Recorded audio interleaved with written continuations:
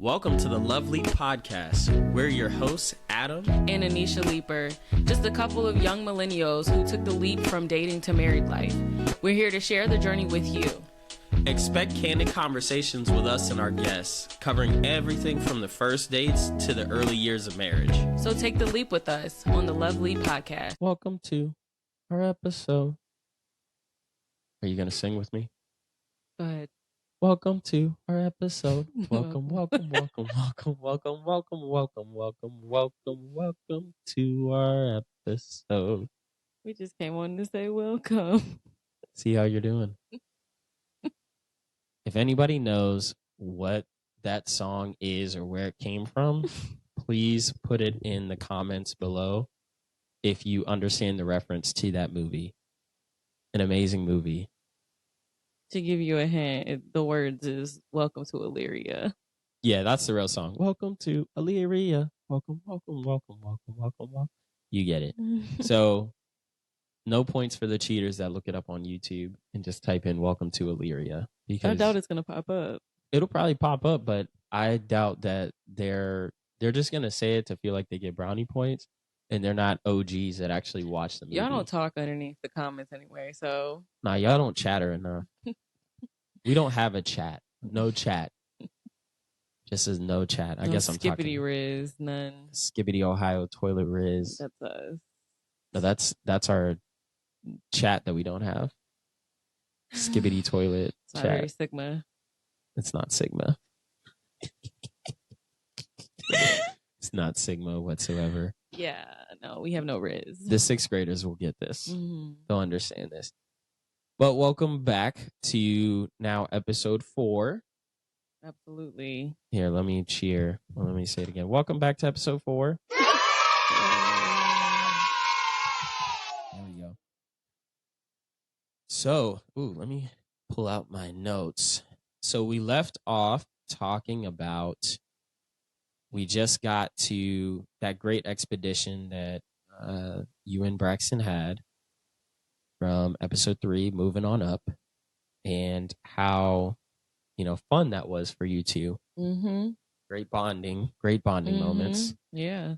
So, before we dive in, let's talk about our honorable mentions segment. So this segment is brought to you by whatever sponsor is going to sponsor this in the future. My goodness. That we don't have right now. Let's say The Sims. The Sims is...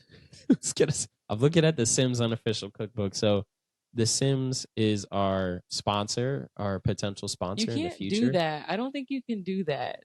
I didn't say they are. I said potential. I don't think you can do that, though. Whoever makes The Sims, please sponsor us for this segment. I don't think you can claim a sponsor who doesn't even have any paperwork stating that they sponsor you. Email us. That might be a legal thing. I'm asking if they'll sponsor the show. Email us at, what is it? The Love Leap Podcast at gmail.com. You don't even know your email and you want these people to sponsor you. I'll put it down in I'll put it down in the description of the show notes. But email us at the Love Leap Podcast at gmail.com so we can talk about sponsorships. So on to our segment, Anisha. All right. This is a segment we like to call honorable mentions. So we have neglected to mention some things that have happened throughout our lifetime thus far in the story, where they're like funny moments or weird moments or something like that. Stuff that just didn't make the cut. Yeah. So our first honorable mention is going to be to the scent beads that you put into your laundry. Okay. Yes. So our whole time of living together, well, not now. Oh, not now. Not now.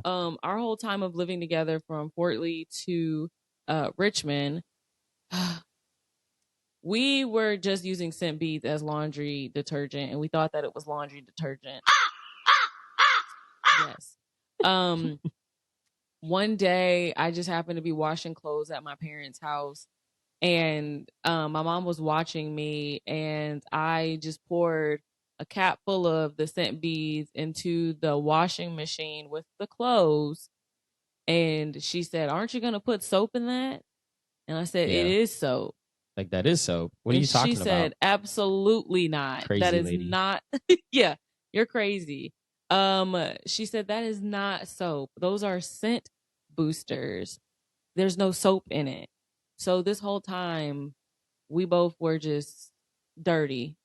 Super dirty. Like, We smelled good though, super dirty. but our clothes weren't clean. Like, you could put the throw up emoji and the mask over the face emoji on how dirty that was, because we were in the gym heavy. I was doing jujitsu, so I was washing my gis with it too, and those collect not just my sweat, but but everybody else's sweat, their little feet sweat and stench that gets on the mats, and all the hair that's on the mats, like that collects up in those gis. And to think that we were just washing those, and the rash guards, by the way, that touch my body too. To think that we were just washing those with scent beads and not actual detergent with the scent beads for a few months was crazy. I think it was was it like Thanksgiving or so? It had to have been. And she was that just she like let us distraught. know. And she was like, excuse me? She's like, what in the world are you doing? I was like, I'm washing me and my clothes. Like, he wasn't on Vine, so he doesn't even understand what that is, but I'm sure the rest of you guys might understand that reference. They won't washing me and my clothes. They won't let you know in the comments because they're a quiet chat section. Clearly, nobody wanted to win the $150. My cousins would know what that is. They should comment under there, and they know what that is. Yeah, so I'll show him later. It was an interesting time because, again, we just thought those scent, because they're in the detergent aisle, so you just think like, yeah, they're actual detergent, but in reality, it's just a scent booster. And I think they were new around that time because you had fabric softener, but it was the black ones with it would be a colored top. We got it right there and there right now. Yeah, but we use soap now too. We use the detergent, so don't look at us like we're dirty. Don't come for us because we're being honest with you all, and we know you have some stuff in your past too. Yeah, that y'all was doing out here doing, and now look, you reformed. You're a grown up. Yeah, you were didgery dirty dudes too, so we understand. So, next honorable mention in the story goes from Richmond time goes to Braxton. Yay, because I'm sleeping. Because he decided to get stuck in a fence, a gate, as you will. So when we lived in Richmond, and most of this story, I'll just tee up the story because Anisha actually lived through most of this. So our apartment faced the inner courtyard area of the section that all these apartments were in, and we had the pool where we were at. So you would walk out of our door and the pool was literally off centered to the left, and then there was this big open field with some trees, like an inner courtyard to the right of it. And we would take Braxton out all the time to go, like, at night, pee and poop there. We would kind of let him off leash because he would always come back in. We'd let him like run, do the zoomy thing, and then come back again. For us trying to hide this boy out, we were doing some really... We were in plain sight. We were hiding him in plain sight, doing some really crazy stuff, like walking him past the leasing office all the time, and we would let him out, get his zoomies with no leash on, and have him come back in, like fully trusting this crazy dog because he was crazy at the point. And so Anisha took him out to, like, you were about to go to work. This had to be, I want to say, mid-morning. Yeah, because you were already gone. I was there. So I'm like, let's go outside. Let's go to the bathroom and take him outside. And there's a guy in the pool area cleaning the pool. And we had a funny voice for Braxton when he was a puppy, because he used to just devour water in like 0.5 seconds. And his brain, we thought that he would be like, I'm thirsty. I'm thirsty. Like Durst, D-I-R-S-T-Y. Thirsty, because that's just literally how we just pictured that. That's because he's a baby kid. Yeah, and I mean, he's still to this day. He has a grown man voice, but it's I'm thirsty still. So I'm thirsty. He's a reformed baby kid. He's not even that reformed. He's still a baby. He's kid. Like the big baby off of off of Rugrats, that big old baby. Yeah. Yeah, that's him. So he's staring. He has his head inside of the gate looking at the pool.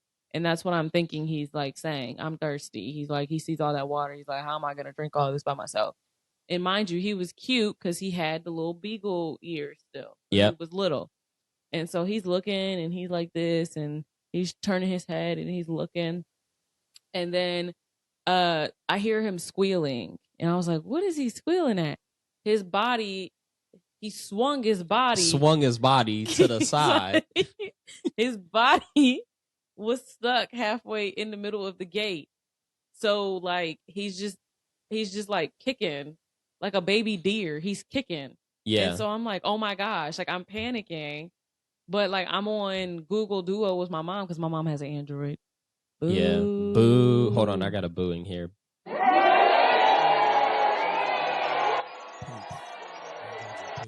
to Google Duo. She don't have FaceTime.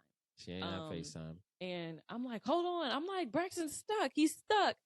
And so I'm like hanging up on her and I'm calling Adam. Don't know why he was going to save my problems when he was at work, but I thought he was. And I'm telling him what happened and I'm like, he's stuck. And then when I turn back around, Braxton's inside of the pool area running around and this man is just watching him run. Didn't try to touch him, didn't try to catch him or anything. So I eventually had to go in there and go get him. And I scooped him up, took him back in the house and stuffed him in his crate. Because he was probably like 2.5 months, maybe 3. He might have been like close to 3. So we'll put some pictures up on Instagram of what he looked like because there is one still shot of him his head stuck inside of it in the gate. And it was one of those like either push him forward because she called me and I was like, what do you want me to do? I can't leave work. But all I would do is if I got there is push him forward into the pool area or pull him back out. Either way, he's going to have to get out of there. You don't understand. He had them shark baby teeth. He was mean. His little chiclets. He had little chiclets and puppy teeth hurt. They hurt. He is the OG. We call him the jackass. I call him a jackass. He does. I don't call him that. He's a sweetie baby. He's a jackass at times, and yeah, his little chiclet teeth would he'd be trying to bite you at everything. But now he's a sweet. Yeah, now he's a reformed baby's kid, but he's still a baby's kid nonetheless. Were there any other honorable mentions that we haven't talked about for Richmond? I will never forget the first walk I ever took him on. My first ever walk with him when we got him as a puppy. Oh, yeah. And I took him to the park and I was so excited. And I was like, oh, we have a dog. I can go on a walk with him at the park. Put him on his leash. And we walked all of 3 steps. And he just plopped down. It was on hot the floor. That day. It wasn't hot. It was hot for him. Well, it's because puppies don't need that much. They don't need all that energy. When we tell you, and we've posted the pictures of how small he was, but he was an arm, like you can pick him up in your arms like and just walk around. Yeah, like a little football and walk around with him. And we would walk. We think we were going to walk a decent amount around the house. Down. He would just plop down and be like, I'm done. You'd have to drag him. Yeah. Or pick him up. And I had to carry him the rest of that walk because I'm like, we literally did like 3 steps and he just was like, yeah, I'm tired. Yeah, I'm tired. Yeah. Yeah.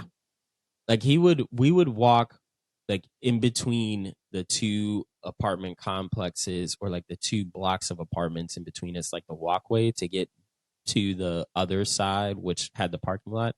We would walk there. So we're talking, maybe 150 feet and then walk towards the dumpster, which was another maybe 100 feet away. And he would be done. He would be tuckered out, tired, and just be like, I gotta go. Yeah. Or when we would run away from him to see him try to catch us, his whole body, he would swing his body to the side to like rev up and get like his momentum going. He couldn't just start going straight on. He had to go from the side and then kind of center himself out like as he picked up speed. So for a while we thought we had a broken dog. Like we thought he still runs like that though. Sometimes. Now he just takes off from a static start and goes straight at you, like from point A to point B. Yeah, but he would run crooked a lot. Now when he trots in, he like scoots his butt out, little Tokyo Drift style, and then he'll knock you out if you're not careful. Yeah. Like he did. Well, we'll do that on the honorable mentions for Baltimore with when he knocked that woman over at the dog park. Oh my gosh. We'll we have save so many honorable mentions, like when he ran away and he thought it was funny. No, that's gonna. Yeah, we're gonna have to save that one because that'll either go in the story or be an honorable mention. Yeah, he's just like, send him back. Like it's like raising a child.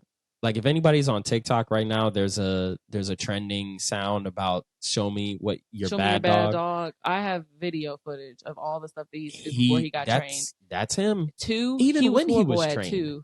Even when he was trained, he was still acting up. And he has hip dysplasia and he just doesn't care. He jumps like halfway from the top of the stairs to get to the floor. And like, don't do that. Your hips are already bad. Knowing you were born with bad hips, basically. Your hips are bad. Like that arthritis runs in your family, bud. Like your hips are bad. He's got the rightus. He got the rightus real bad. Yeah, so he just doesn't care. But anyways, yeah, let's get into episode 4. Let's get into it. So, boom, there we were. We started, this is November circa... So November like 13th through the 15th, somewhere around there, 2019. And I'm at work. Again, I worked about 50 minutes away, 50, with light traffic, one way. Yeah. And I'm at work and Anisha's at home with Braxton. And I think we talked about saying that we had some snitches, or we had somebody in our building snitch on us. So the way the building is set up is there's 5 apartments in the building. There's a basement level that has a little storage area, locker area. That freaking sucked. Yeah, the washer and dryer that was terrible. That'll probably be honorable mentions. Just the pain that we had with that washer and dryer. And one apartment unit down there that they had a front door. That one was one level. Well, they were all one level, but they had a front door straight to... It was like a patio. It was a patio, like a patio leveled apartment. Yeah, like straight to the walkway out to the curb and stuff like that. Like they had it, they could just walk out and go straight to their cars in the parking lot. Now we had to walk up, I think it was about 6 to 8 steps to get to the front door, open it up, and then you had to go up a set and then up another set. You had to go up like 3 sets of steps to get to ours. We were on the top floor. But imagine bringing groceries in. Yeah, bringing anything in, because we were mostly washing clothes at the laundromat, so we would have to drag all that stuff out and drag it in. Yeah, it was a lot. And him. Yeah. We'd have to leave him in the car sometimes and come back and get him. Right. So we had 2 apartments under us, and we have some conspiracies on the one lady and her apartment of magic that she had. I feel like her name is coming to me, what we used to call her, but I just... Can we call her like Miss Gladys or something? No, it was definitely a church name, but we called her a church name because she was definitely like a very church going woman. No, we didn't call her Mary. I don't remember. It just came to me and then I lost it. To the point that she was right under us and she would be singing. Yeah, she would sing old biblical songs. Old spirituals, hymns, like old it was hymns. Bad, and it was like that not perfect pitch where she would do that. Yeah, she's squalling. She's squalling, and it's like you were not on the right key. They did whatsoever. Not want her in the choir. No, her tuning fork was not tuned. Ooh, when I remember her name, I'm telling you, just shout it out. I'm listening. So then there was a black woman next to her. So she was black. There was a black woman next to her in the other apartment. And she never came out the house. The one time she did, when we moved in and she saw Braxton, she immediately shut her door. So that's what tipped us off on. It was one of the 2. One of those 2, because they didn't want to come out of their apartment. And if they were going into their apartment, the one woman, the church woman, she would rush to get into her She apartment. would run, sprinting in her denim long skirt with her tennis shoes. Like I would, like it was like the end of the world or something. Or she was trying to go for the Olympics. And she had a kid. She had like a kid with her. Like she had to be like 9, maybe. She would yank her and they would run. Grab her like. And the little girl liked Braxton. She loved Braxton, but it was outside with her, like with the guy that the lady was married to. I'm guessing that's her husband. Yeah, it's like any like scary movie. Like we had some alien on a chain, something, and was letting him go. He's some mutant dog about to go eat you. Like she would run into it was crazy. Anyways, one of those two women snitched on us, and we think it's the I'm gonna just call her Miss Gladys for now until we can remember her name. I really want to remember her name. So Miss Gladys then snitched on us, and she called the leasing office and told them that we were housing a pit bull. Yeah, yes. They said it was a pit bull. A pit bull. So, and that's what really made me mad. So I'm at work, and I get a call from Anisha. What was that call? So they called, the leasing office calls and goes, "Hey, I heard you guys have a pit bull in your house." I was like, I don't have a pit bull. And they're like, "Oh, well, we were told that you have a pit bull and that's illegal to have. You're not allowed to have a pit bull." I said, first of all, he's not a pit bull. Second of all, my boyfriend talked to you guys and you guys said that it was fine to have our dog, who is not a pit bull, in our apartment as long as we get the proper paperwork. And they never sent the paperwork. This said pit bull, as you would say. And she's like, "Oh, yeah, you can't have it. You can't have pit bulls." They're like, "Stop calling him that. He's not a pit bull." But we ended up talking, and they were like, "Yeah, here's the paperwork. However, he needs to be out of here in the next 24 hours. Or basically y'all will like all basically get evicted. The police will show up and everything like that." So now I'm frantically like, well, what the heck are we going to do? So remember from episode 3, when Anisha gets stressed out and frantic, she calls 2 different people, her mom and me. And what's funny is her mom and I are like 2 peas in a pod. Like we're cut from the same cloth almost. So we would tell her, be stressed just like I be. My dad was just talking to me about that. She do now, but a lot of those times she would look at you like, this isn't that hard of a decision. Y'all, their flight to Costa Rica literally delayed, and she was flipping out, and my dad is just sitting there like, that man was asleep. He was asleep. Like, help her out. He was like, your mother just gets so stressed out. She's like, basically, I'm gonna own the company. Like, I mean, some wild stuff did happen to her, so I wouldn't call her a Karen for what she did. So I understand. I never even called her a Karen. I'm just saying, like, I wouldn't. Like, some people might, but she was like, some legitimate stuff happened, so I get that. Anyways, we digress. When Anisha calls her mom and she calls me, we both kind of have the same tone of voice and approach it the same way. Like, okay, it's going to be fine. It's not going to be that hard. Like, let's just take a second, breathe, and think I don't like it. Problems. Anisha does not like problems. Like, I just want everything to be okay. Sunshine and rainbows.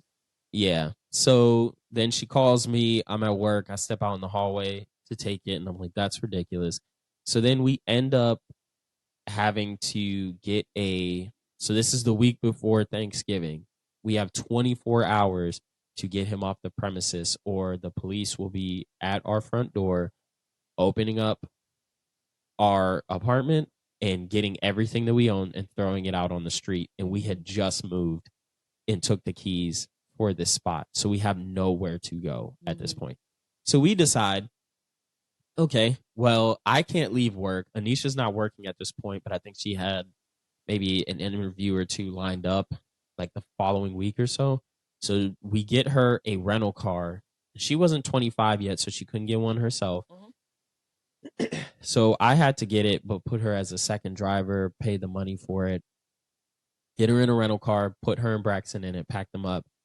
And I drove the whole 8 hours by myself. Drove the whole 8 hours from Baltimore, Maryland to Toledo, Ohio. Yes.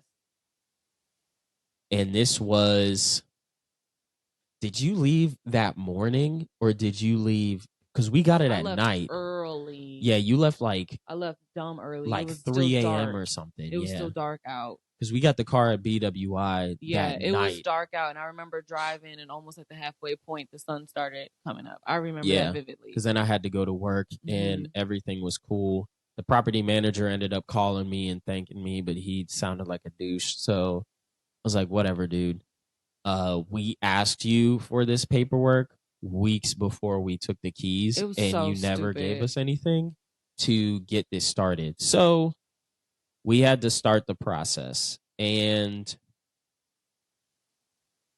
well, then we had to start that process on the paperwork. But before we did that, you came back, you flew back in, and then I think you had an interview or two, and then we drove to Ohio together for Thanksgiving, and then had some heartfelt see you laters to Braxton. I was so distraught.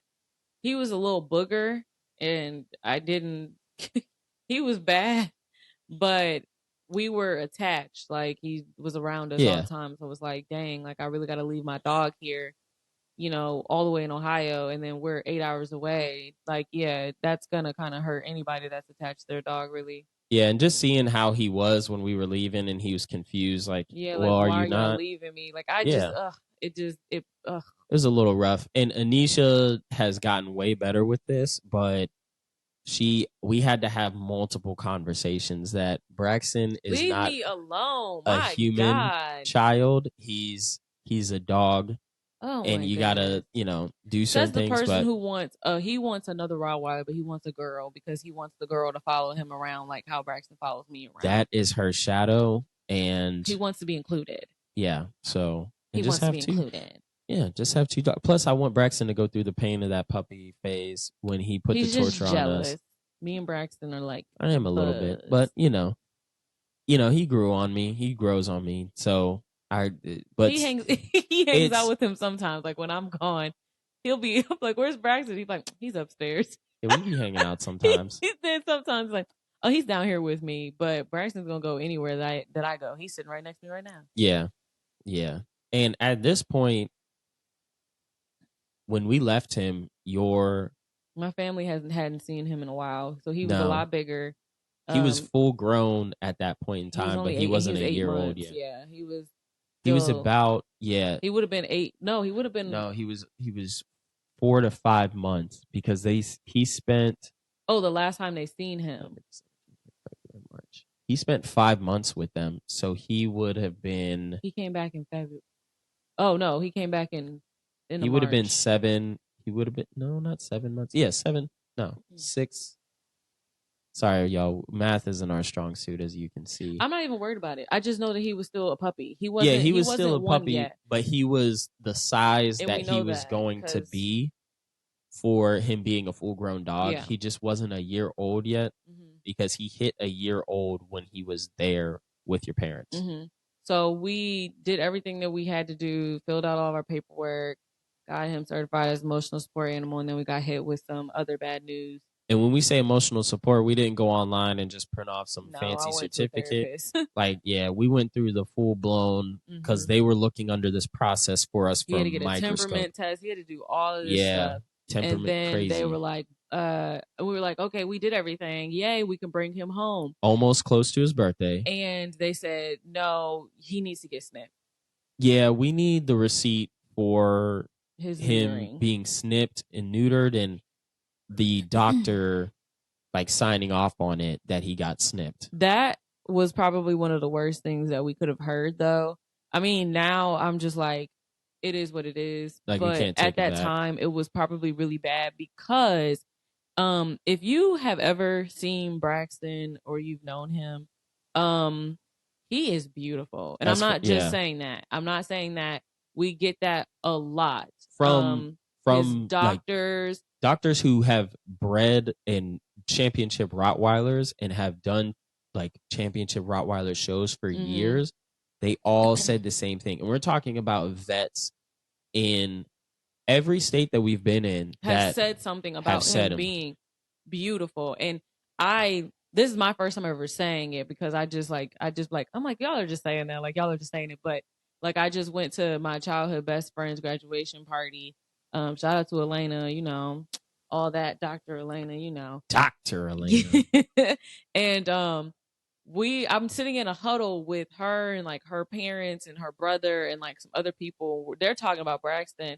And I was like, somebody was like, he's just beautiful. I was like, y'all just be saying that. And they were like, all in unison was like, he is. I was like, y'all are literally just saying that. And they were like, no, he literally is. And I'm like, oh my goodness. As far as the architect type of a Rottweiler that would like be a very good well-bred dog, to come from a breeder that was his first litter and he and came out. all of his four other brothers looked just like him, as far as they didn't have any wild defects. They didn't have the pug type nose where it was super short.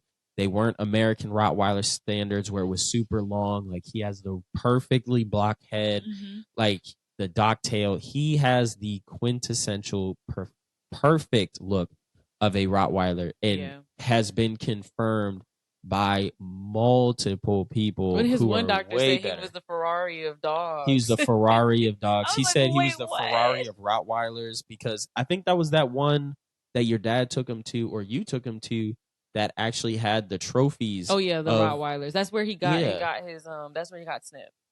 Yeah, that's where he got snipped. That guy had trophies of Rottweilers, and he was like, yours is just like top tier. Like, he was doing that for like a decade or more, and he said this is the best Rottweiler. That's literally why it hurt us, because we were like, oh well, we could have definitely bred him. Well, that was the plan. That was literally the plan. Was like, yeah, we're gonna breed him, and we can't. Like, we couldn't, and can't. Our hands are tied. And so, because the woman from the leasing office, she wanted one. She was like, could you just go ahead and breed him real quick and then bring him back? In the leasing office. Yeah, we would take him up there all the time after he came back. Yeah, they loved him in there. But he ended up getting snipped on his first birthday. And I was negotiating with the property manager, because I was like, hey, we're good to go, right? And then he told me that, and I said, hey, we will get a very good insurance policy on him, so that if anything happens on your premises, that it'll be paid out like through his insurance. And that's how, and we know though, but remember, we knew that he was a really high end Rottweiler, because my cousin was willing to buy him from her cousin. That should have been an honorable mention. Her cousin that trained Braxton called me, not even, it might have been a week or so into the training. And he called me. He has his own Rottweilers, mind you. He's trained a bunch of dogs, like dozens of dogs at this point, maybe even more. He called me and is like, hey, are you up for selling Braxton? I will pay you full price for him, plus free training and the equipment on the second dog that you buy and you bring me. And you know what Adam said? I didn't say yes. No, I said, I know. He said, Anisha ain't gonna like that. I said, Anisha wouldn't go for that. Like, I know, but now you're telling me really how much he's worth, or how valuable that was when he was is. A puppy. And that was when he was like 2 months, not even 2 months. Yeah, he was the hold him in the arm type of puppy. He wasn't even Beagle Boy stage yet. No, yeah, he was. He's a good dog for real. Yeah, but, so it was hard. So he had to go with his. So at this point in time, your dad and Braxton are getting acquainted. They are so tight. But they were actually a little bit. They were tighter though before then, because I still have pictures of them. When he was sitting on the stairs when they brought him back, that's when they actually really started getting acquainted.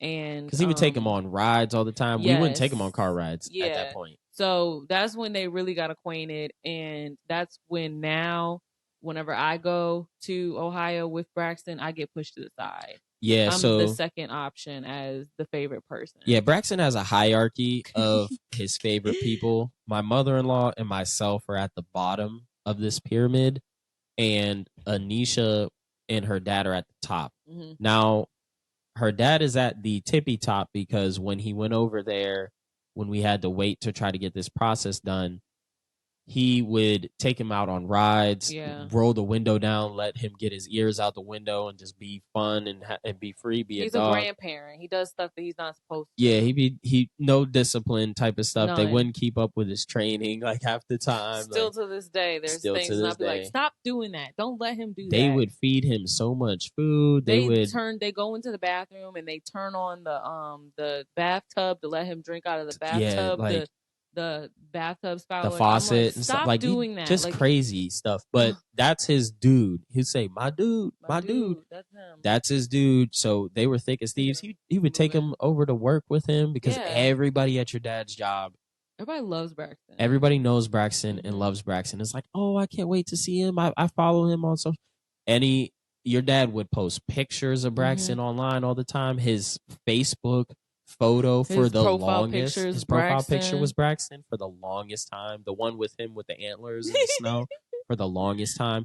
Like you would have thought that was their dog. Yeah, and when we bought Braxton, they were like, "Oh no, we ain't gonna take care of no. We ain't taking care of no dog." They loved him and they were taking care of him, and shout out to them for that. So he had to, his dude, C-Note had to take Braxton on his first birthday. To go get snipped. To get snipped. Poor thing. Poor thing. He looked so miserable. He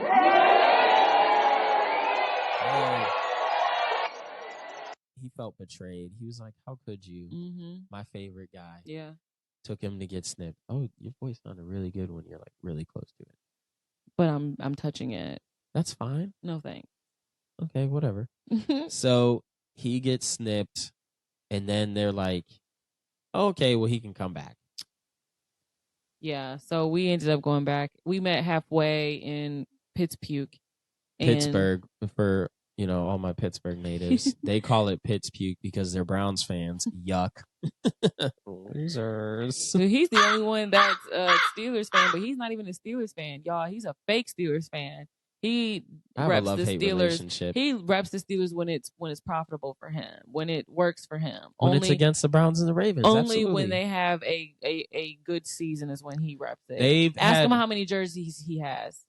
Ask him how many hats he has. Hold on. Ask him how much Steelers Nalia he has, and then come talk to me. I got autographed practice squad shoes when I was. Where are they? In my senior year. They're at my mom's house. Oh, how come they're not here? You have your own house because I didn't bring them. I was in college at the time. I wasn't wearing those. Those were collectibles. He never ever talks about that. Those were collectibles. No, I've talked about those because my cousin. Yawn. My cousin was in the front office. Mm-hmm. Used to write for the Pittsburgh Courier. Mm-hmm. And then was a talent scout for the Steelers and brought the steel curtain to the city. Won those championships and was in the front office ever since until he passed away. Mm-hmm.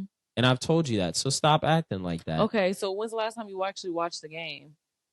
When we blew out the knee of your running back. So how about that? Last season, I was at your parents' house and which watching couch were you sitting on? I was sitting on the love seat that was right up close to the action. Actually, I walked into the room from the kitchen because I was getting some food, and they scored the first touchdown within minutes. And your dad was already ticked off. And then he sat there on his chair that is outfitted with Browns paraphernalia and watched as your beloved running back got his knee blown out and was out for the rest of the season. This had to be maybe in the first 3 games of the season. So, and we whooped y'all, and your dad went to bed early as we were spanking it. Spanking that ass, spanking that ass. We have kids that listen to Morris Brown College. Anyways, so we got off topic. I'm sorry. Braxton is back with us. Finally, we have the golden boy, the golden child back with us in our midst. So then we started taking him to this dog park. Lord Jesus. And for anybody who's thinking about getting a dog or has a dog, don't take your dog to dog parks. Those are horrible. They mean well, but that's literally the devil's playpen is a dog park. I'm 100% horrible. In agreement with that. Yeah, we found the dog park that was like a membership based dog park. And maybe like the second time that we took him there, he got attacked by a dog. By a German Shepherd that was buck wild.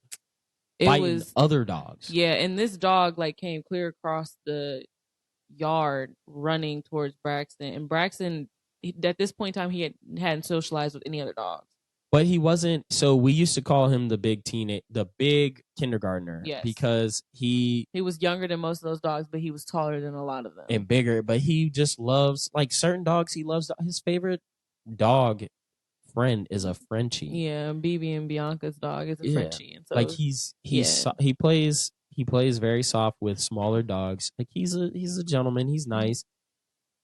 But we never saw him really defend himself because he wasn't really around a lot of dogs. That was so hard to watch sometimes. Yeah.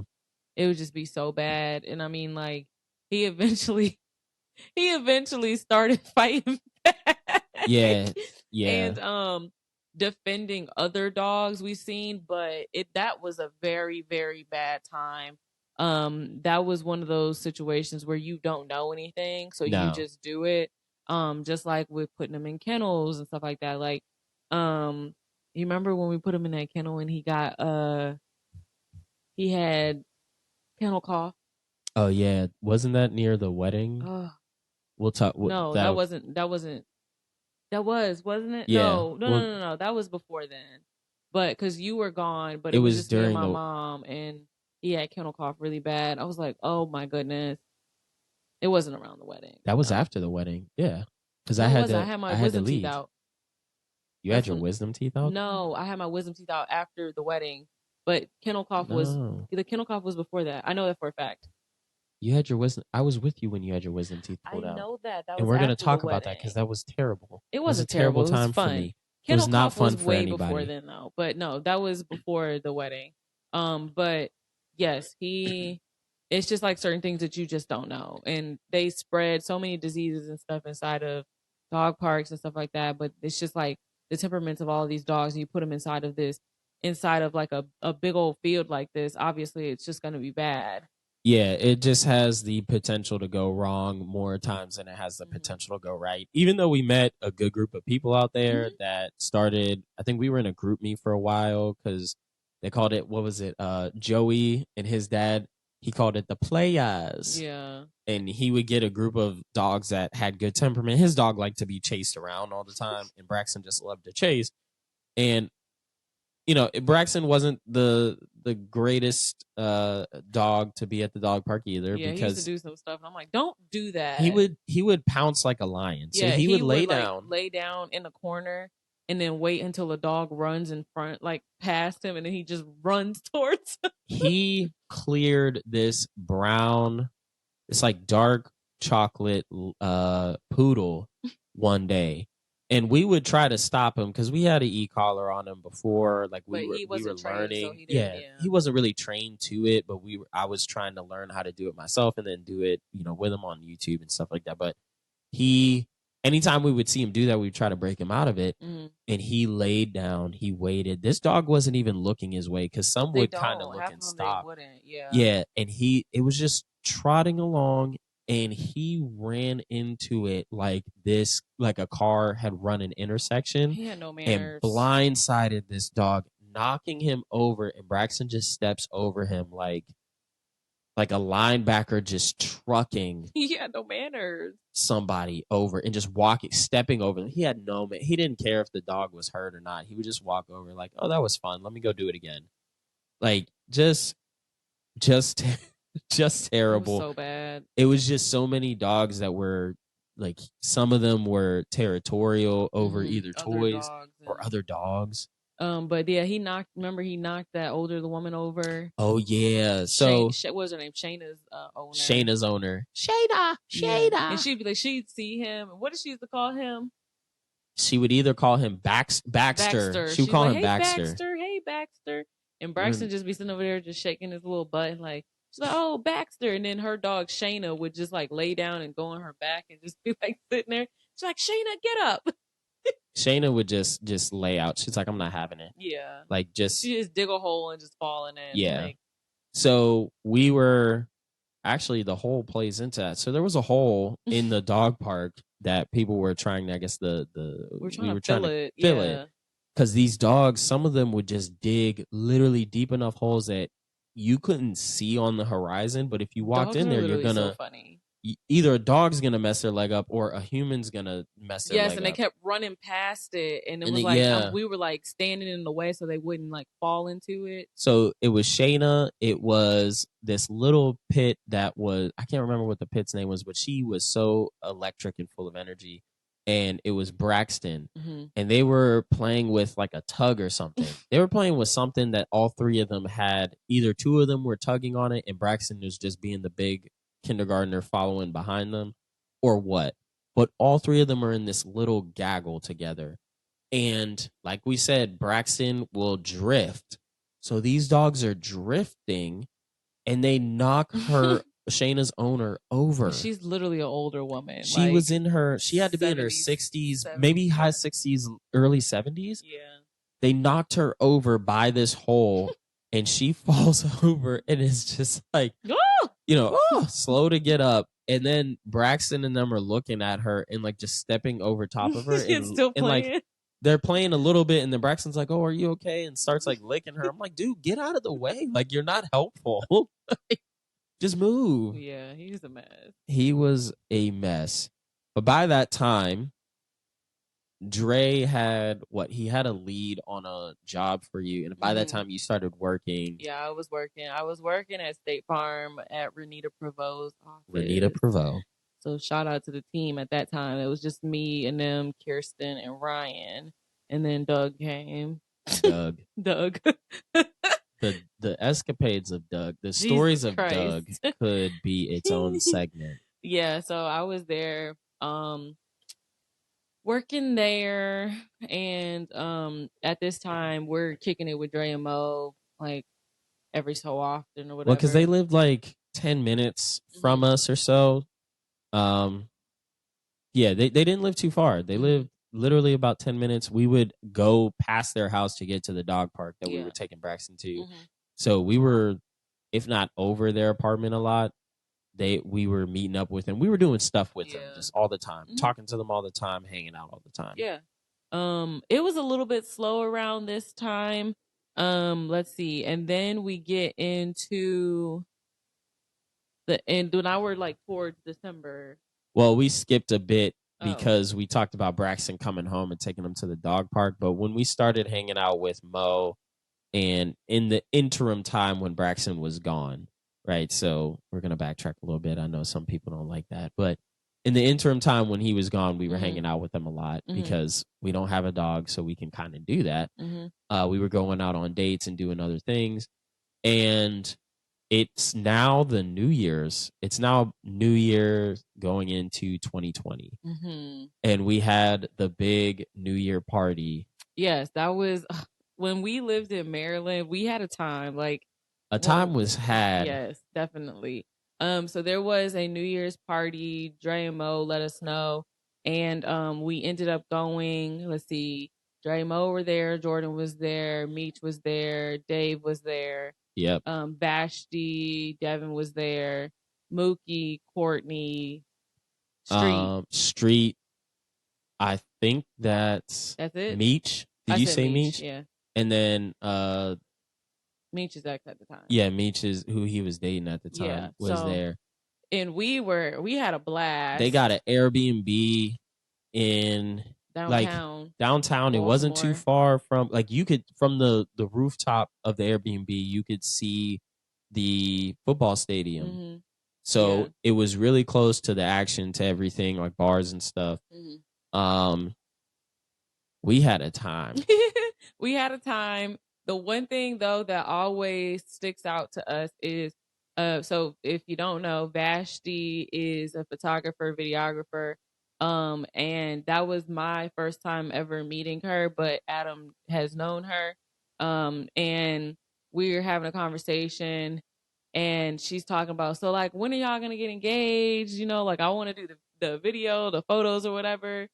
And I was like, well, I don't know. Like, I don't know any of that stuff. And And Adam like kind of made a comment and was like, "Don't worry, you'll know when it happens." Like Yeah, like telling her Vashti, I that. got you. You'll know when And it he's like, "Yeah, happens. yeah, So you'll know." And so I think that was recorded. Somebody recorded it because they were going around talking. Like we were. so Dre and Mo had gotten this I this wonder if they still thing, have the that. gimbal or whatever, where Yeah, where you it just stayed. like, Yeah. So they had gotten that, and Jordan was walking around with like yeah. a camera or the phone, and he was taking Mm-hmm. videos. They did that on purpose to capture it, and then they ended up sending it. I think we still have it somewhere. Um, but yeah, they took a whole like highlight reel Mm-hmm. of that night because we were playing spades, we were drinking, we had food there, we were We having a went to good the old time. We went club. to the bar, to the clubs, like we were Child, out. we went to the club and almost got into a fight.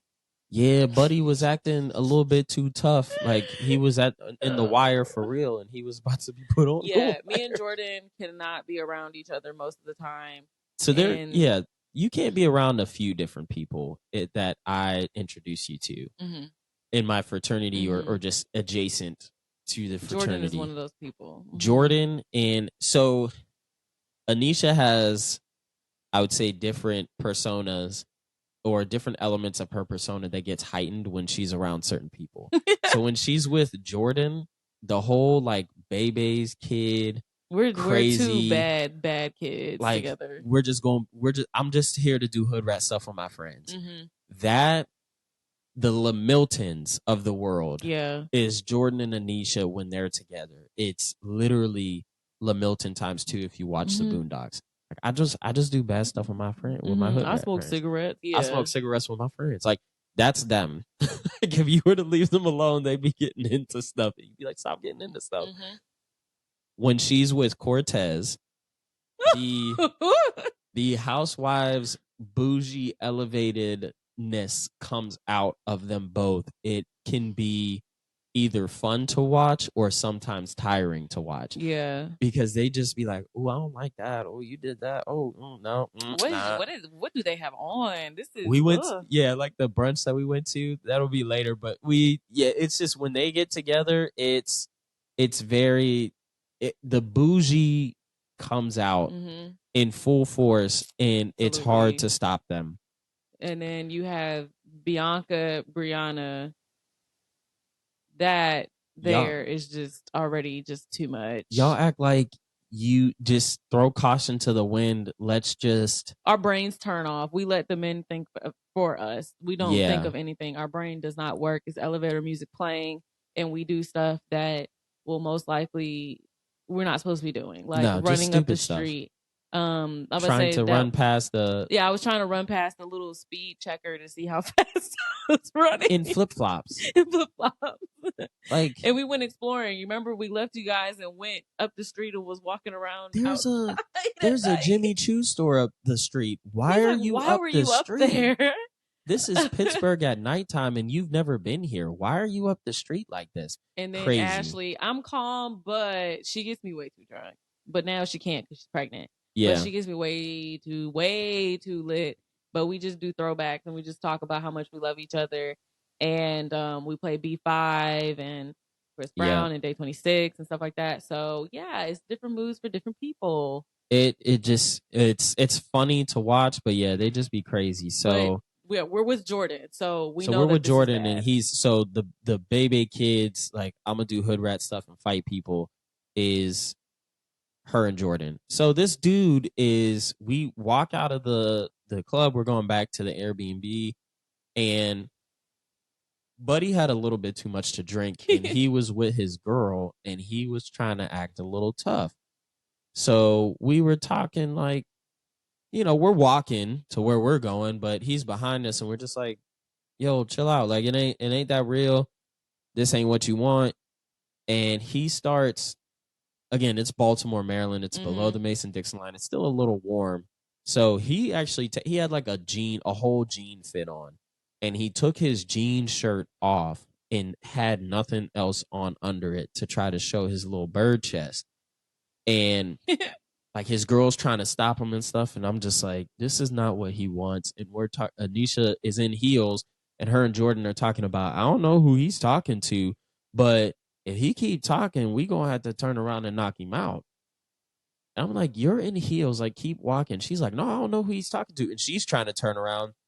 Jordan's like, he don't know me. I'll just turn around and sock him. Like, I'm crazy enough like And I was that. like, Like, does this girl want to fight? it's like, I'm And from Chester. Like, he don't know who I am. Like, I'm from where they shoot people for fun. Like, I'm from there. Like, I know what I'm doing.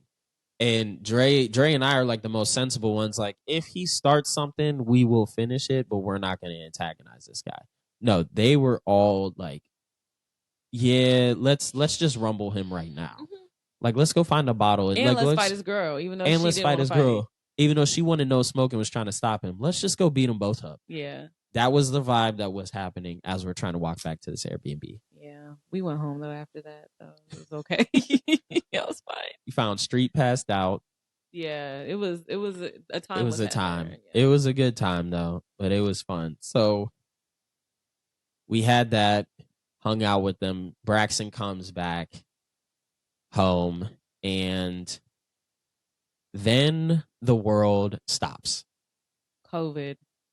Dum, dum, dum. I don't have that on the board. I think these other buttons I can program sounds. I don't know how to do it, but I'm gonna have to program some like dun, dun, dun, like suspense sounds and stuff. COVID came. COVID hits, and because we, with that group, we were like, "Yo, this is about to be a good year. Like, we're all a family. We're gonna hang out a lot." They had brunch schedules all lined up for the year. I forgot we used to do that and put it in the Google Calendar. We all had a shared calendar. Yes.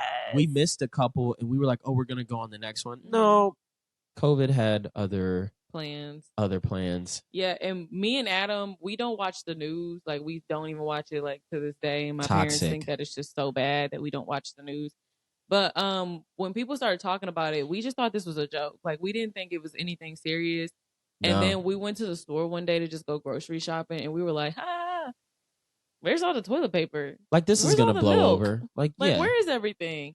And so we were like, oh, this is more serious than we thought it was. But like, we had masks and stuff. Like, we were wearing masks. That time it wasn't mandated yet. So like, people didn't know if wearing the masks was supposed to be a thing. But we were still wearing it regardless. Yeah. But we just didn't know how serious this whole thing was. Like, we were just like sitting here like, what do we do?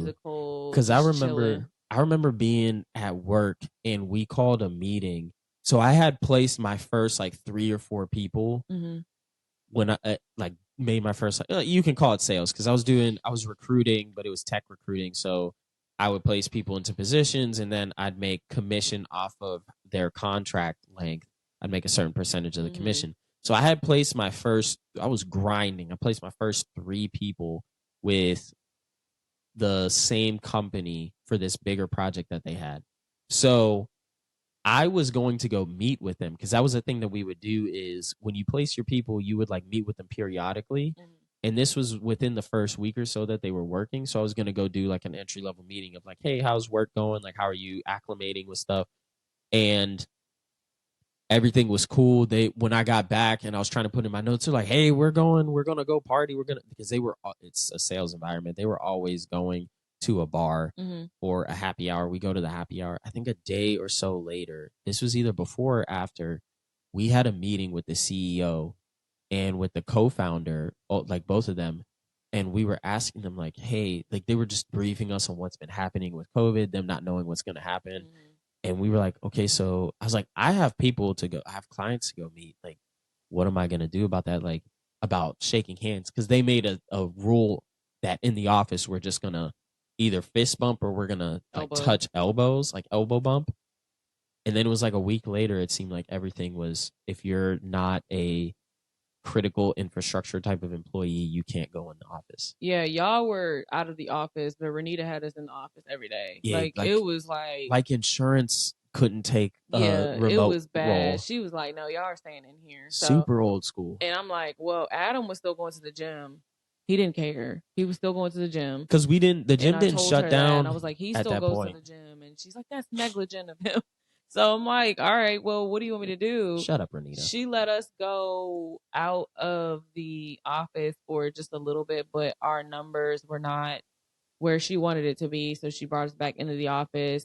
And so we were in the office like literally the whole round And of I think COVID. y'all weren't really supposed to be, No, like, we because you weren't. weren't a critical like No, type of employee, which is weird because like beer distributors were like critical it was so employees and annoying. I stuff. hated it. Like literally having to get up and just go into the office. And so, I mean, what else happened around that time? It was a very slow time. I bought a car. Yeah, you ended up buying I a bought a car, car. We went and got the car. So I bought a car, nice little Ford Ford Ford Focus. Focus. Um, and then I think that's when I had my first run in with my first anxiety attack. No, this was a What was that little. after? That was after because you got the car and I ended up going on orders because again we didn't Oh know what yeah, was you going were on. back and forth. I went on orders with my unit to do COVID response stuff because again the National Guard, our main mission is to support, to do civilian support and like defend the homeland type of thing. So we get called for any type of disasters and this was one of them. So they So were you would like, have hey, gone. yeah, my commander couldn't do it and they needed somebody in the logistics part of it to come in and kind of run that and like build up what our procedures are going to look like. What's and the procedure? yeah, what's a procedure? Because nobody thought that COVID would happen, so we don't have a procedure in place. So I did that. So during the week I was at my unit. This was about 3.5 hours away. I'm at my unit about 3.5 hours away. And then we didn't work on Saturdays and Sundays. So they didn't care where I was at just as long as I was back at the unit on Monday. So I would go home and I'd go back to Baltimore. And we would do that thing. We would, DoorDash started getting big and Uber Eats. So we were That's when we doing what started getting real everybody else. fat. Yeah, when big back season was happening. So we followed what everybody else was doing with that. DoorDash, yeah. DoorDash and stuff. And We would walk around and go outside and go on walks with Braxton. And we lived in a predominantly Jewish community. And so they couldn't have church at, what did they have, synagogue? they couldn't have because there was like 2 or 3 synagogues by Yeah, us or around so. us. And Yeah. their apartments, because some of them stayed in the same apartments that we stayed in, and then a lot of them stayed at the apartments that were behind us. And these apartments have balconies, and I don't know what the terms are, but the higher, I would The say rabbis the and rabbi, stuff. there you Yeah. go. The higher rabbi would be standing on his balcony facing inward to all of the rest of the community. Yeah. And the rest of the men would be on their balconies as well, reading scripture with this man. It was the craziest thing that we would ever see. And we were just like wild. dumbfounded. Because like we would walk around a couple of blocks just to go do stuff, get out of the house. There was a couple of stores, like a grocery store above, like a block or two away. But yeah, they were like standing. It was crazy. They were like facing each other, and we're talking about 3 or 4 levels of balconies, and they're standing looking at each other. We would see a lot of like different things. And they were making like trail pathways to get to the backs of the church. They were doing that.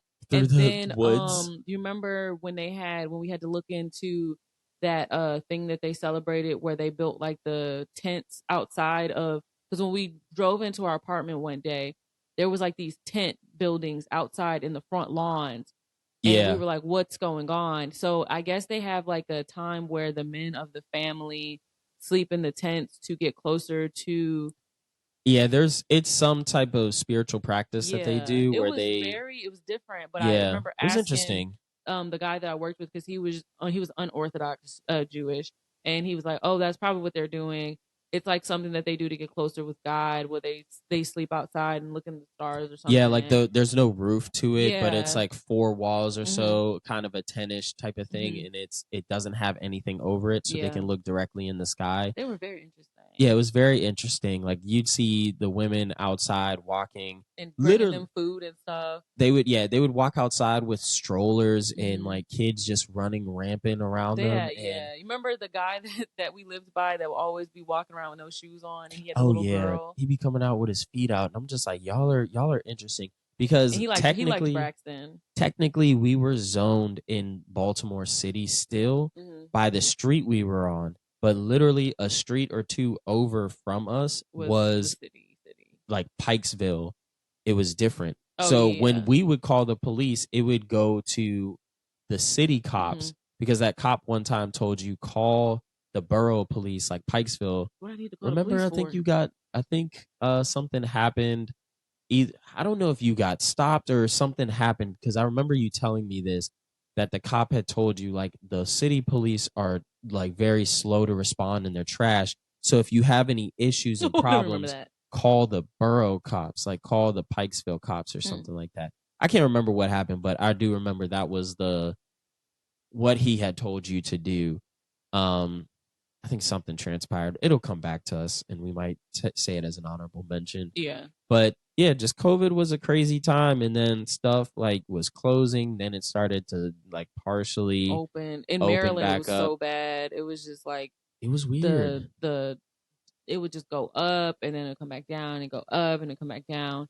And so then around, the numbers the of numbers, sorry. people like catching COVID. We didn't and have stuff. that much to do around that time. We were working, and that was really it. Trying to stay fit, trying to not be fat, and eating everything that we like ordered, like or ordered crazy and stuff like that. And then we got to Kona Grill. Not yet. Premarital counseling, boo. Oh my goodness. We have been filming. We didn't even get engaged. We're like 2 hours in. We didn't even get engaged yet. So yeah, we started premarital counseling, in that we suggest that everybody, if you're thinking about getting married, or if you just want to be better at being in a relationship with people, that is the route to go. We wanted to do it for a while, but we just didn't have the means to do so. So then we ended up being able to get it done, and had our counselor, Dion Aldridge, just tell us how funny she thought things were between us, because usually she gets couples that are ready to get divorced and are at the brink of collapse, and we're just here kind of arguing about stuff that she's like, this seems really minute and not real. So around that time, I'm like, hey, like now it's about July time frame. I have the money and the means to propose to Anisha, and I buy this ring, and it's on back order till August. I get it off of, what was it, Zales, I think it was. And I send it to my line brother, Dewan, and I'm like, hey, I got the ring. And around that time, before I bought it, I had talked to your mom. I had talked to who you call your little sister, Yana. I talked to Yana, and I was like, okay, these are the styles that she likes. And then I narrowed it down, and I was like, okay, here's 3 rings that are in the price range I want. Which one do you think? And we picked. So I bought it. It wasn't coming till August. It's July 4th weekend. We're driving. And I gave Anisha my phone, and I was like, hey, because I'm driving. I'm like, hey, can you text so-and-so back? And she saw the message. No, the first message when I turned the phone on was him telling Dewan he got the ring. So she thought that meant that I had it in my possession and I was going to propose. My whole plan was we were going to the house. I already mentioned it to her mom that I was going to ask for her hand in marriage, like from her dad. I was going to ask for the permission, do it the right way. That's how we always envisioned it. And I didn't have the ring physically, but she saw that in the text thread, that like that one liner, and it said, I got the ring. So we get there. I end up being bullheaded, and like, I don't know. I told her something about like I had gotten permission. No. We got to, tell the story. Yes. Go ahead. You tell it. So we had everybody over. Stoney was there. The twins were there.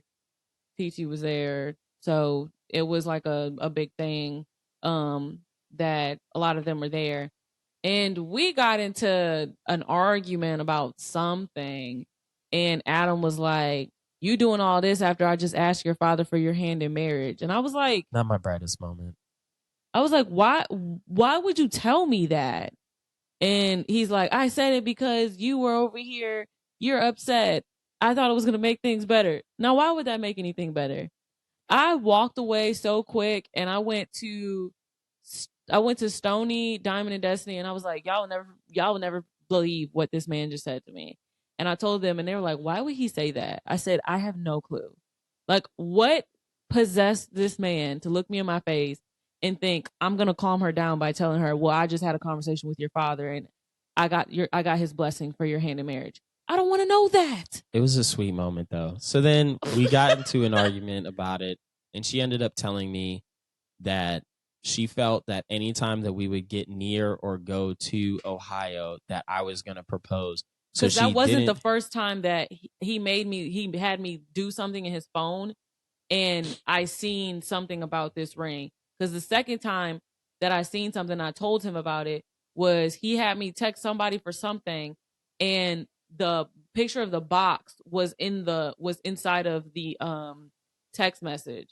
But I did not scroll up to see what the ring looked like. I saw the box. I saw the bottom of the box. I don't think I ever took a picture of the actual ring and sent it to people. It would have been just the box. Yeah, I just saw the bottom of the box, and I was like, I had it why hiding. do you keep doing this? Like, stop doing this. I had it hiding in a point at a spot where she never found the ring. It got a little bit worse because he just couldn't keep his cool in general. Because I would tell Dre all the time, and I'm like, this man is acting so funny. Like, every single time we're sitting here watching TV, he's just in his phone the whole time. Hold on, don't jump the gun yet. Yeah, because she tells me, like, hey, I don't want you to propose this year because I feel like I'm gonna know it and it's not gonna feel like a surprise to me at all. So I was like, wanted it to be a surprise. I didn't want to know anything about it. So I was like, okay, because at that point we were thinking of going back during our birthdays to Ohio and having a little like just family get together in Stoney and Kenneth's backyard and renting a projector and getting those blow up couch seats and stuff.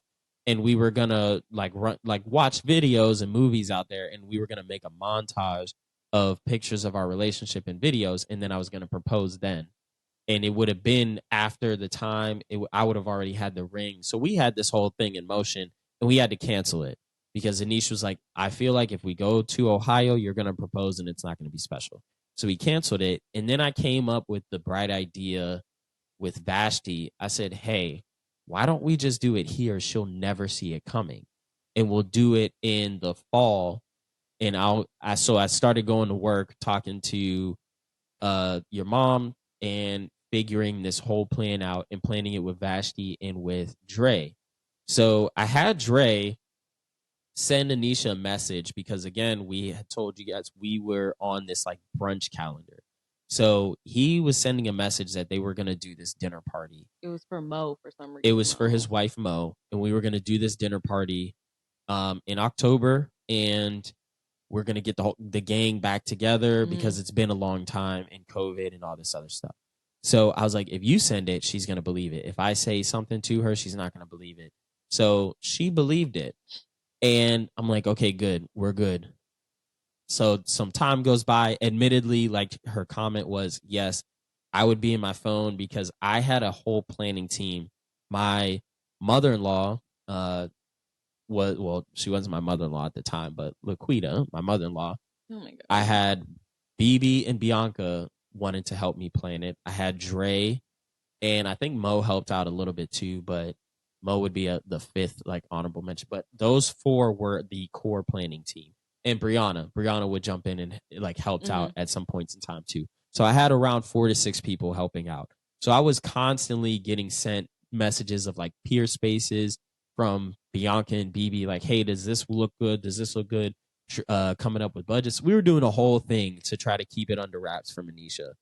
And I guess I was constantly in my phone, so that kind of tipped her off a bit. We have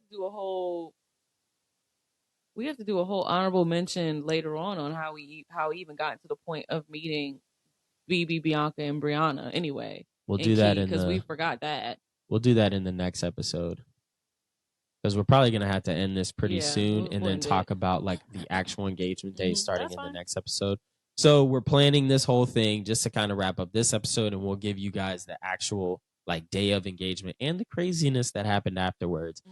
So I'm like, yes, we got it. We found a spot thanks to Brianna and her friend. BB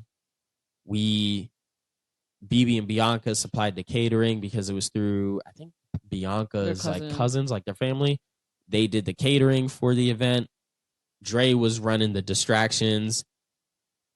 on messaging Anisha and us, like messaging her and I About this dinner periodically that was supposed to be about at this Kona dinner. Grill.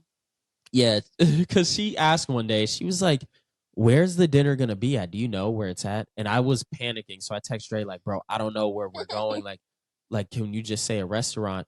And he was like, "Well, just find something in the city and just pick." So I picked this place called Kona Grill, Kona, Kona Grill in Baltimore downtown, and I was like, this looks good enough to fool Anisha, and this is food that she would eat. Because if I picked a random spot of food she wouldn't eat at, she would catch on to it very fast. And I looked at that menu like almost every day. Like Anisha is very hard to trick on things that she wants to be surprised on. So I had to be very, very careful not to blow this up. And Dre would tell me after she would text him, like he'd be like, dude, pay attention to your woman. Just put the phone down. Like you're acting kind of suspicious and stuff. So we keep going and it gets closer to the day and we're trying to get your nails done. Yeah. And what a time we had. But that wasn't, and I'm telling y'all, like when I explain this to you guys, it's not my fault. Like it's literally not my fault. So around that time, I was doing martial arts. I was doing Krav Maga. And I loved having my nails done. Like I would go and get my acrylics done and they were very long. I've always had my nails like super long. And in order for me to do Krav, I had to take my nails off. And if you know the feeling, ladies, of taking your nails off, your acrylics off, and how like raw your fingernails feel, and like you just literally can't touch them, you can't do anything, you just want to let them breathe. And so that's exactly what was going on at that point in time, because we had just came back, we had a party in DC for our birthday, Which we'll talk about which on we'll the talk about. honorable mentions. Yeah. And I got my nails done, and then I started Krav Maga, and my fingers, I took my nails off, and my fingers were so raw to touch, like they hurt so bad. And so Bianca is texting me, and she goes, "Hey cousin, I'm gonna be in town. I want to go get my nails done. Can you come with me?" And so I was like, I'm in Krav, so it's like no point in me getting my nails done, because when I think of getting my nails done, I think I'm getting acrylic. Like that's what I think. I've never just gone and just got gel, like just polished. Like that's not me. So I was like, oh, I'll go with you. I just, I'm not gonna get my nails done. I just took my nails off. My fingers are like really raw. Like my nails were super short, and my nails are usually longer. So I was like, they were just like short and they hurt. So I was like, no, I really don't want to get my nails done. Like I just took them off. They hurt. And she was like, no, come on, I'll pay for it. Like I just want to spend some time with you. I want some girl time, just want to get like a cute little manicure. So I was like, no, I'm fine. I'll go with you though. My fingers literally hurt. She was so stubborn because I had tried It's not to about be being like stubborn. My fingers were hurting. right, but I want you to understand that it came off stubborn to the point where Bianca and BB were texting me and saying, and Bianca was like, "This is way tougher than I thought it would be," because I had already tried before her, and I just got ticked off about it. Y'all, my fingers were so sore. I wanted to send her to go get her nails done, and we got into an argument over it. So I told Dre, I was like, "Look, if her nails look like doo doo, they still look like crap. They look better though than what you had them on." But I was like, if her nails are not done and they look bad, because the one request that she had is, when we get engaged and you're about to propose, please help me please get my nails done, but try to do it in such a way that I don't know. So I was trying. She turned it down. So I said, hey, Bianca. She was like, I got it. I was like, good luck.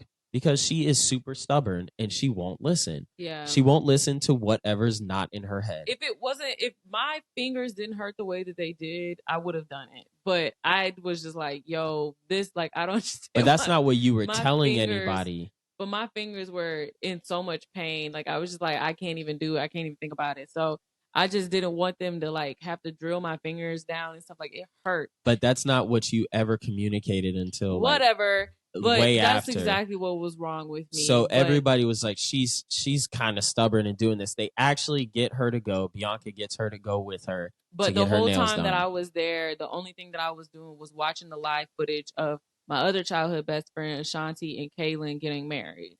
And Yes. they were getting married, and I was like, oh my gosh, I should have been there. And I'm in like the actual nail salon getting my nails done watching this. And I was like, oh my God, I should have been there. Because I asked them, and I was going to save this for the honorable mentions, but I talked to your mom about it. And I was like, hey, is it going to be like, is it disrespectful for me to ask them not to ask you to be in the wedding or come to the wedding? Because they had like a partial COVID type of wedding. First off, Kaylin seemed to propose out of nowhere, and then like, but they were together for. They knew that Yeah, this was coming. they knew this was coming. They were together for a long time, and then he proposed, and then it was like, oh, we're getting married like months from now. Yeah. So it was like a really quick turnaround, and I was like, oh my goodness, that's the exact day that I have everything planned out, which was October. Yeah, October 17th. I was like, I have everything planned out and paid for. If she goes to this, like, we just ruined the boat. Like, we ruined the time. So knowing me, I would have been like, I have to go. Like, well, really. It was almost impossible to get you not to go. So I had to like ask them for them not like, I know that this is weird. They didn't have that many people. Yeah, and they streamed it mostly. So I was like, I know this is weird, but I'm proposing to her this day. Can you please not ask her to be a part of the wedding or come to it? So they didn't. And I don't remember you really being upset that you weren't asked. I wasn't, because I knew it was COVID, so I wasn't expecting it. It was small. So it played out in my favor anyways. For her, like, it was crisis averted. So she watched that. She got her nails done, and it was close to Halloween, so she got. That's not why I did it. That's okay, so why did you do it? I just picked the color because the color was cute, and then she was like, "Do you want a design?" And then the design that she picked happened to be black. So it looked like Halloween colors. Halloween, and I was just like, and now they tell me to my face, like, that was just so ugly. And I'm like, oh my God. Well, we finally get her nails done, and it's leading up to the day of. And that was the day of. No, that was the day before. I got my nails done the day of. Was it the day of? Mm-hmm. Okay. Well, the day of, hours before we actually get going, Anisha gets her nails done finally, and that's where we're going to leave this episode and pick up in episode 5 with the actual like full engagement day and what happened, and some other honorable mentions in the story. So thank you all again for joining us and rocking with us this long. It's getting dark now. Yeah, it's getting dark anyway. More episodes to come. Again, we're releasing these every Saturday. I know we released Sunday for episode 3, but we're back on a regularly scheduled programming of releasing every Saturday. So keep subscribed, turn on the notifications so you can stay tuned with us when everything drops. Links down in the description. Absolutely. Email down in the description so you can reach out to us. We'll see you later. Bye. Bye. Oh,